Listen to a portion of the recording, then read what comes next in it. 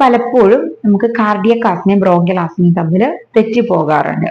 അപ്പം cardiac asthma എന്ന് പറഞ്ഞിട്ടുണ്ടെങ്കിൽ ആസ്മ പോലെ തന്നെ നമ്മുടെ ഹൃദയത്തിന് വരുന്ന ഒരു ഹാർട്ട് ഫെയിലിയർ ആണ്. ഹൃദയത്തിന്റെ ലെഫ്റ്റ് ഭാഗത്തിന് വരുന്ന ഒരു ഫെയിലിയർ ആണ് കാർഡിയക് ആസ്മ എന്ന് പറയുന്നത്.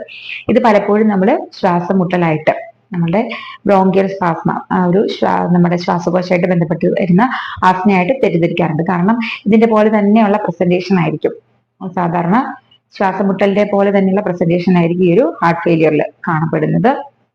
പക്ഷെ ഇത് ഡിഫറൻഷിയേറ്റ് ചെയ്യുന്നത് എങ്ങനെയാണെന്ന് ചോദിച്ചിട്ടുണ്ടെങ്കിൽ, ഒരു കാർഡിയാക് ആസ്മ പലപ്പോഴും മിഡ് നൈറ്റിനുള്ളിലായിരിക്കും, അതായത് രാത്രിയുടെ ആദ്യ പകുതിയിലായിരിക്കും പ്രസന്റ് ചെയ്യാറ്.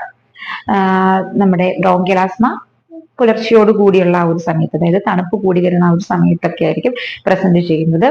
പിന്നെ ബ്രോങ്കിയൽ ആസ്മയിൽ ലങ്സിന് മൊത്തം അല്ലെങ്കിൽ ചെസ്റ്റിൽ എവിടെ നോക്കിയാലും ഒരു വീസിങ്ങും കൂടെ അനുഭവപ്പെടാറുണ്ട്.